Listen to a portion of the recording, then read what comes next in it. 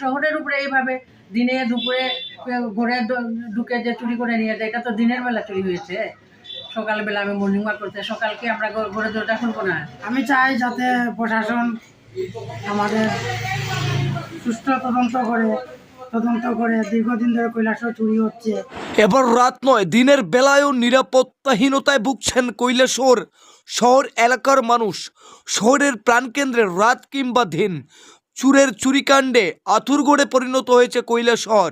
চুরিকাণ্ডে অতিষ্ঠ হয়ে মহিলা প্রশ্ন তুলছেন, দিনের বেলায়ও কি আমরা ঘরের দরজা খুলব না? এই প্রশ্ন রীতিমতো অবাক করবার মতো। প্রতিদিন শহরের কোথাও না কোথাও চুরিকাণ্ড অব্যাহত। ক্যামেরার সামনে কোনো ঘটনা আসলেও কোনো ঘটনা ক্যামেরাবন্দি হচ্ছে না। কেউ থানার কড়া নাড়তেও নারাজ, কারণ কি হবে থানায় গিয়ে? এই প্রশ্ন ঘুরপাক দিচ্ছে মানুষের বিবেকের কাছে। আমরা দেখেছি বিগত দিন প্রাণ যেই জায়গায় গিয়ে বাঁচে, সেই আরজিএম হাসপাতালও চুরের হাত থেকে রক্ষা পাচ্ছে না। আর এই সমস্ত চুরিকাণ্ডের পেছনে সবচেয়ে বড় দায়ী হচ্ছে নেশা। এই মরণ নেশা সেবন করার কারণেই যুব সম্প্রদায়ের একটা অংশ চুরিকাণ্ড অর্থাৎ চুরি পেশাকে বেছে নিয়েছে।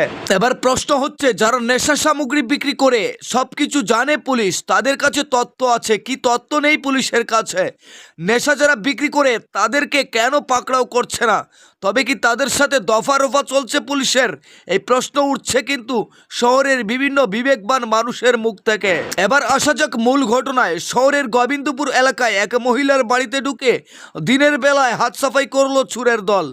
অপরদিকে ওই একই এলাকায় এক ব্যক্তি রাস্তার মোড়ে দাঁড়িয়েছিলেন, ওনার হাত থেকে মোবাইল নিয়ে দৌড়ে পালিয়ে গেল দিনের বেলায়। পুলিশ বাড়িতে নিয়ে গিয়েও ওই যুবকটিকে আইডেন্টিফাই করেও মোবাইল উদ্ধার করতে পারলেন না মোবাইলের মালিক কিংবা কৈলাসহর থানার গুণধর পুলিশ। কি বলছেন এই চুরের উপর অতিষ্ঠ হয়ে ওই মহিলা এবং ওই মোবাইল হারিয়ে যাওয়া যুবক, শোনাবো আপনাদের।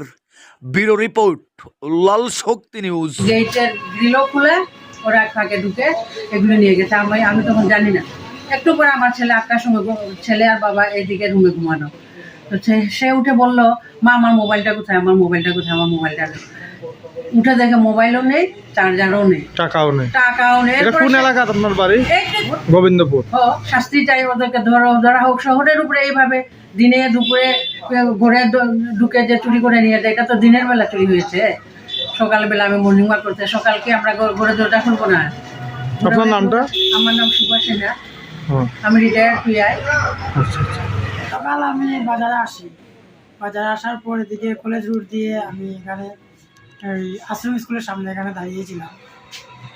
তো হঠাৎ করে একটা ছেলে আসলো, 17 থেকে 18 হবে ওর বয়সটা, এর মধ্যে। তো বললো, দাদা আপনার মোবাইলটা কি একটু দেওয়া যাবে, আমি বাড়িতে একটা কল করবো। তারপর সে আমার মোবাইলটা নিয়ে মোবাইলটা নিয়ে দৌড়ে কলেজ মাঠ দিয়ে পালিয়ে গেল। ওর পিছন দিয়ে আমি ওকে তাড়া করে কলেজ মাঠের পাশ দিয়ে বাড়িয়ে পূর্ব গোবিন্দপুরে চলে যাই। তারপর সেখান থেকে ওকে আর খুঁজে পাইনি। তো আজকে ওকে এখানে লোকাল মানুষ দিয়ে ওর আইডেন্টি করেছি। আমি ওকে করে ওর পাঠাতে গেলাম, দিয়ে ওকে বললাম যে ও আমার মোবাইলটা এনেছে। ওর বাড়ির আশেপাশে যারা ছিল সবাইকে বলার পরে ও স্বীকার করলো। তারপর পুলিশ নিয়ে গেলাম। পুলিশ আমাকে বললো যে মোবাইলটা পেতে হলে আমাকে ওই মোবাইলের নাম্বারটা নিয়ে যেতে হবে, ইএমআই নাম্বারটা নিয়ে যেতে হবে। তারপর আমি সেখান থেকে চলে আসলাম। এটাই আমার। আপনার নাম কি? আমার নাম হচ্ছে অমর। বাড়ি কোথায়? আমার বাসা হচ্ছে গোলা বাসা, কাতাল দিঘির পাড়। আর যে আপনার মোবাইলটা নিয়ে গেছে ওর বাড়ি কোথায়? ওর বাড়িটা হচ্ছে এটা পশ্চিম গোবিন্দপুর। নাম কি ওর? ওর নাম হচ্ছে অমর রবি দাস। আচ্ছা, ওখান আপনি কি চান? আমি চাই যাতে প্রশাসন আমাদের সুষ্ঠু তদন্ত করে দীর্ঘদিন ধরে কৈলাসহর চুরি হচ্ছে, হ্যাঁ শুনতে পাচ্ছি, এরকম চিন্তাই হচ্ছে। অনেকের কাছ থেকে অনেকের জিনিস চলে যাচ্ছে, কারো ঘর থেকে জিনিস যাচ্ছে।